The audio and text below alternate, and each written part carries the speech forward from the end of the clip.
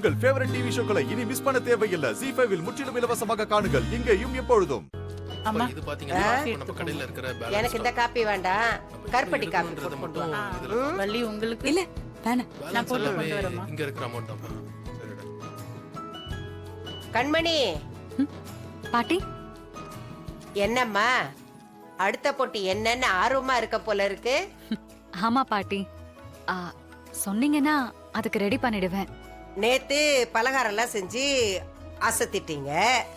அடுத்து என்ன, கறி விருந்துதான். அந்த கறி விருந்த யார் ருசியா செய்யறாங்களோ அவங்க தான் இந்த போட்டியில ஜெயிச்ச மாதிரி. கண்மணி, நீ சொன்ன மாதிரி கறி விருந்துக்கு சிக்கன், மட்டன், எறா எல்லாம் இருக்கு. பாரா ராமச்சந்திரா, தெரியுமா? உன் மூத்த மருமகளை பாத்தியா? அடுத்து நான் என்ன போட்டி வைக்க போறேன்னே இன்னும் சொல்லல, அதுக்குள்ள அதுக்கு கரெக்டா தயாராயிட்டா. ஆ, இல்ல ஆ, இத நீங்க போட்டியா மாத்துவீங்கன்னு எனக்கு தெரியாது பாட்டி. வீட்டுக்கு வந்திருக்கீங்க, அதுவும் தீபாவளி அதுமா வந்திருக்கீங்க. உங்களுக்கு விருந்து வைக்க வேண்டியது எங்க கடமை இல்லையா? அதான் வாங்கிட்டு வர சொல்லியிருந்தேன். அசத்துமா அசத்து, நேத்து நீங்க ஜெயிச்சிட்டீங்க. ம், 100 200 300.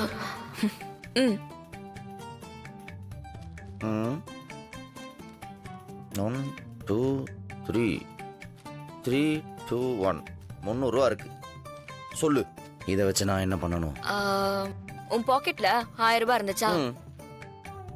அந்த 1000 ரூபாயில வள்ளி அம்மாவுக்கு புடவை எடுத்துட்டு வீட்டுக்கு தீபாவளிக்கு தேவையான திங்ஸ் எல்லாம் எடுத்தது போக இப்ப 300 ரூபாய் இருக்கு. நான் இதுல எக்ஸ்ட்ரா 1 ரூபாய் கூட செலவு பண்ணல. இப்ப நீ எக்ஸ்ட்ரா செலவு பண்ண நான் கேட்டேன். அப்படியே செலவு பண்ணாலும் நான் கேட்க மாட்டேன் வீரா. கேட்கணும். அப்படி கேட்டு நடக்கிறது தான் நல்ல ஃபேமிலி. நம்ம இப்போ ஃபேமிலியா? அப்ப அதை நீ ஒத்துக்கிறியா? நம்ம 2 பேரும் ஃபேமிலி கிடையாதுப்பா. அதான். ஆனா பொதுவா பொண்டாட்டி என்ன செலவு பண்ணாலும் அதுல எவ்வளவு செலவு பண்றா, எதுக்காக செலவு பண்றா, எதுவும் ஆடம்பரமா செலவு பண்றாளா அப்படிங்கறதெல்லாம் புருஷன் பார்க்கணும். அதே மாதிரி புருஷன் எவ்வளவு சம்பாதிக்கிறான், எவ்வளவு குடுக்கறான், அதுல எவ்வளவுலாம் மிச்சப்படுத்தலான்னு பொண்டாட்டியும் கவனிக்கணும். ஓஹோ. இப்படி ஒருத்தருக்கு ஒருத்தர் கவனிச்சு குடும்பம் நடத்தினாதான் அந்த குடும்பம் முன்னேறி போகும். இதுல ஒருவேளை யாராவது ஒருத்தர் தப்பா இருந்தாலும் அந்த குடும்பம் அப்படியே பாதாளத்துலதான் போய் விழும். குடும்பம் நடத்துறத பத்தி எல்லா விஷயமும் தெளிவா தெரிஞ்சு வச்சிருக்க வீரா. Proud of me. இதெல்லாம் நல்ல ஃபேமிலிக்கு சொன்ன, உனக்கும் எனக்கும் கிடையாது. ஏன்னா நீயும் நானும் ஃபேமிலி கிடையாது. ஏதாவது ஒரு நல்ல விஷயம் சொல்லுவ, கடைசியா அந்த இக்க நான் வச்சே ஆகணும்ல உனக்கு. சரி பரவாயில்ல, என்ன இருந்தாலும் நீ என் பொண்டாட்டி தானே. சரி சரி, முறைக்காத. இப்ப இந்த 300 ரூபாய் வச்சு நான் என்ன பண்ணணும் அத சொல்லு. இத வச்சுதான் நம்ம கறி விருந்து ஏற்பாடு பண்ணணும். எப்படிங்க? 300 ரூபாய் வச்சு? ஆமா. கறி விருந்து?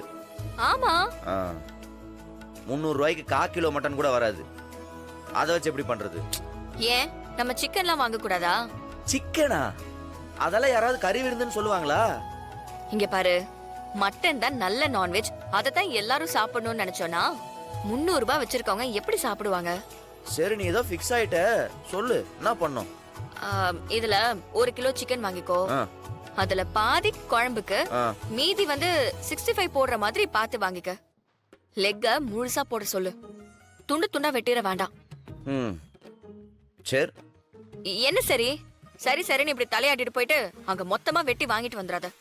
ப்ராப்பரா வெட்டி வாங்கிட்டு வரணும். கட்டிங் ரொம்ப முக்கியம். கட்டிங் பத்தி எனக்கே சொல்ற?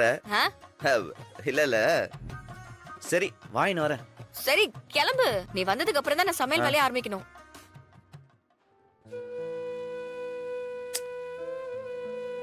என்ன? ஒண்ணும் இல்ல, என் பாக்கெட்ல அன்னைக்கு கொஞ்சம் பணம் ஜாஸ்தி வச்சிருந்தா இன்னைக்கு இப்படி சிக்கனு கட்டிங் அப்படின்னு சொல்லி எந்த சிக்கனும் பார்க்காம chicken 1 kilo, mutton 1 kilo, fish 1 kilo, விரால் 1 கிலோன்னு சொல்லி வாங்கி அசத்திருப்பேல்ல.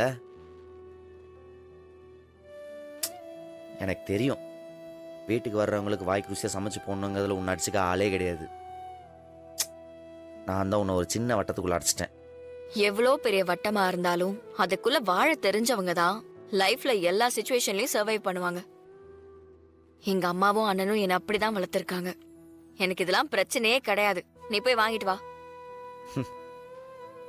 ம் நான் பால் போட்டால் 6 அடிச்சிடுறேன். ம் இதான் உங்ககிட்ட எனக்கு ரொம்ப பிடிச்சது. So sweet. ஏய், என்ன வா. ஓகே, நீ வேற நான் வேற இல்லை. நான் எண்ணெய் வைக்கிள்ளி கொடுத்துக்கிறேன்.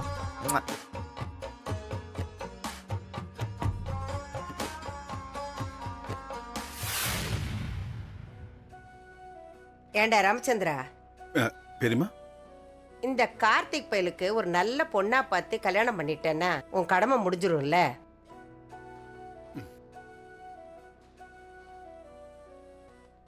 கல்யாணம் இப்ப வேண்டாம் வேண்டாம்னு சொல்றான் பெரியமா.